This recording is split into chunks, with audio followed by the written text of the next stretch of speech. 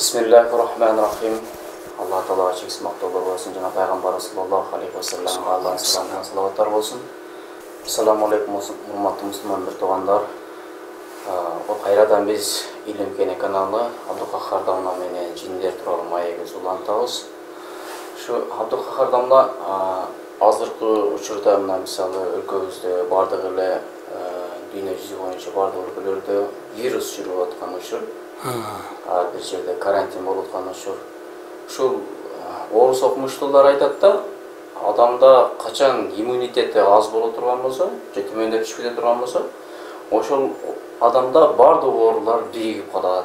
Бардык оорулар анда жам болот деген. Ошондуктан силер иммунитетиңерди көтөргүлө, иммунитетиңерди түшүрбөгүлө, бекем болгула, коркпогула деген өзүнүн кеңештерин айтып атат да, орус окумуштуулар, вирусологдор жана башкаларчы.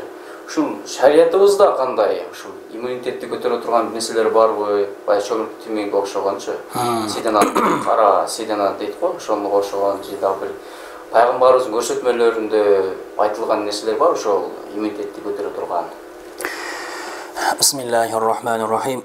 Elhamdülillah ve salatu ve selamu ala nabiyina Muhammed ve ala alihi ve ashabi ecmain. Allah azze ve celle'ge hamdlar ve Peygamberimiz Muhammed aleyhisselam'ga Allah'ın salam ve salatları olsun.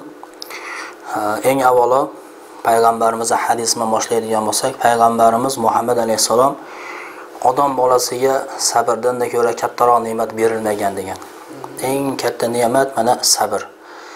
Allah azze ve celle Qur'oni Karimda "Vasta'inu bis-sabri was-salah" mendan yordam so'ranglar faqat sabr bilan, so'ngra namoz bilan. Bu sabr va bu namoz o'qib Allohdan yordam so'rashlik o'ta ham qiyin, lekin Allohdan qo'rquvchilarga emas, ya'ni Allohdan qo'rqgan odamlarga albatta sabr qilishlik va buning orqasidan namozlar, nafil namozlar, tahajjud namozlarini o'qib yordam so'rashlik Allohdan qo'rqgan kimsalarga osondir deydi.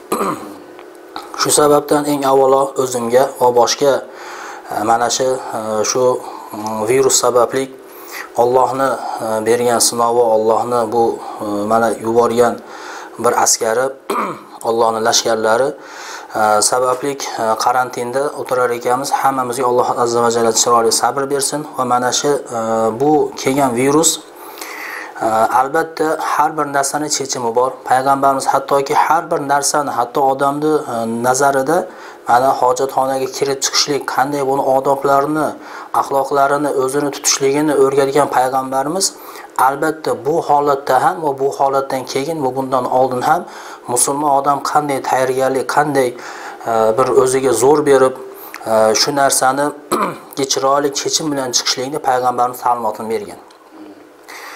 Biz bu narsaga eng avvalo mana o'zimiz amal qilishligimiz va mana shu bizni eshitib turgan shunaqa bir musulmon birodarlarimiz agar mana shu narsaga e'tiqod qilib amal qiladigan bo'lsa, inshaalloh albatta buni foydasini topishligini biz tajribadan ham o'tdik va Sodiqul Masduq so'zlovchilarning eng to'g'ri so'zlovchisi bo'lgan payg'ambarimiz havodan, o'zini nafs havosidan emas, balki Allohning vahiysi bilangina insonlarga ta'limot bergan payg'ambarimizning ta'limotlari. Qanday ta'limotlar? Shunday narsaki, bu payg'ambarimiz ko'p narsalarda aytdi. Misol asal to'g'ralik hadislari ko'p, sedana yog'i, zaytun yog'i. Shu bilan birga yana payg'ambarimizni muttafaqun alayhi bo'lgan hadislaridan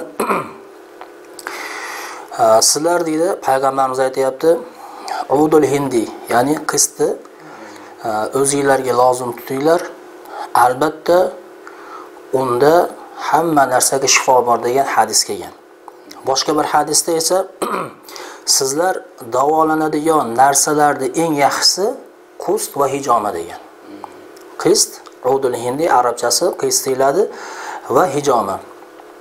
Biz hozir bu immunitet, bu qust qanday degan narsaga javob beradigan bo'lsak, qust shunday narsaki, qust ikki xil bo'ladi.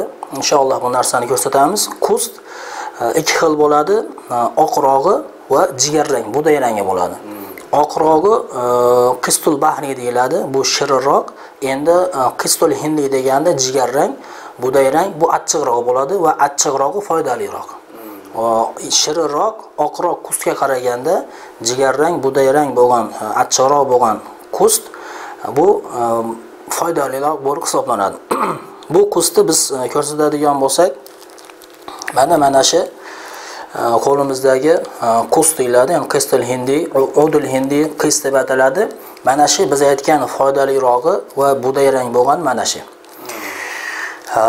Bu to'g'ralik payg'ambarimiz shu hadisda aytdiki, o'zi aslida bu yog'och holatida bo'ladi.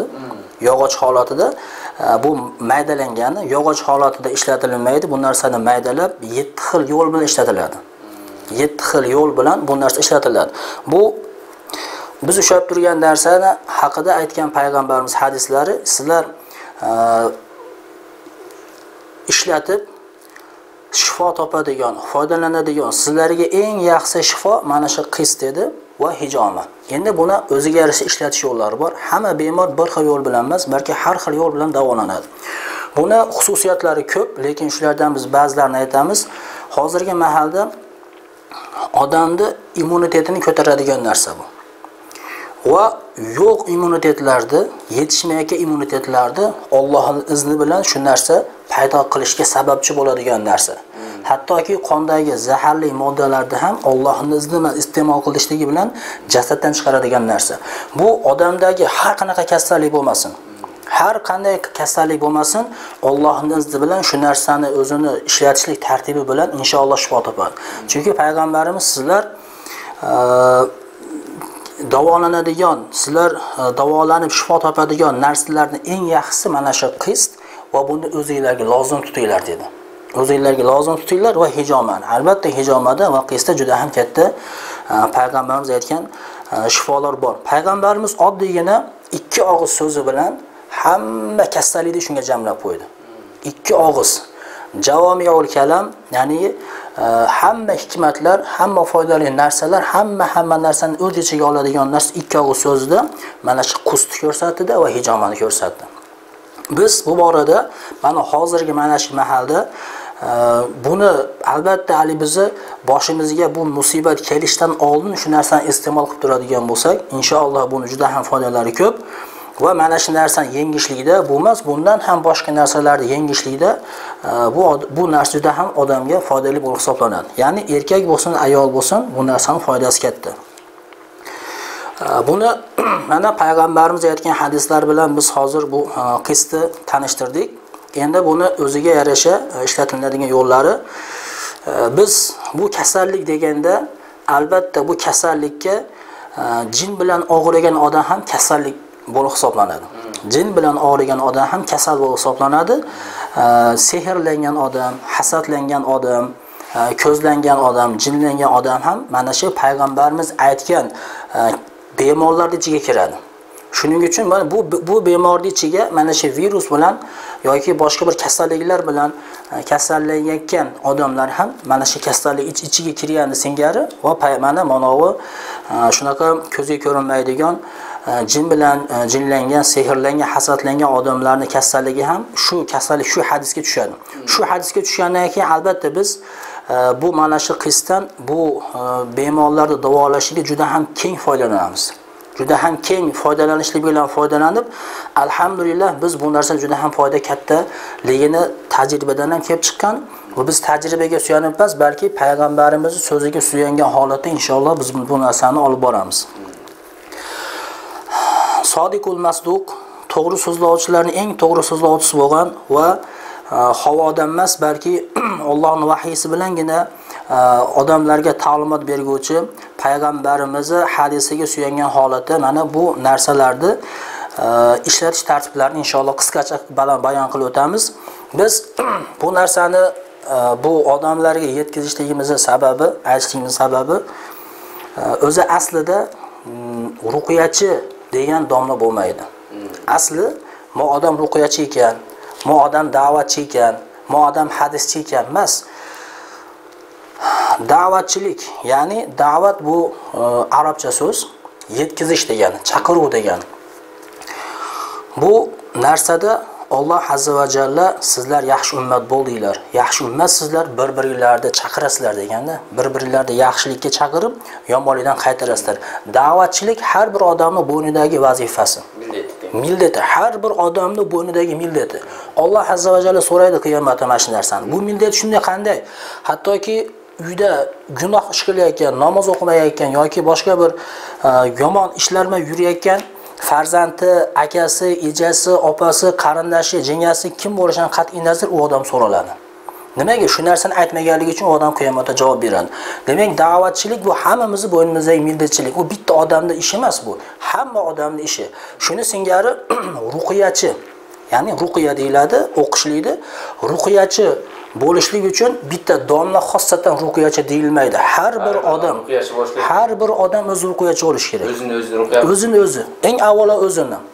So'ngra ahlini, farzandlarini, qarindosh urug'ini, qo'shnisini, o'zini o'zi mashtaqa ko'zga ko'rinmaydigan jinlardan qo'rqaydigan darajada odam ilmli bo'lish kerak.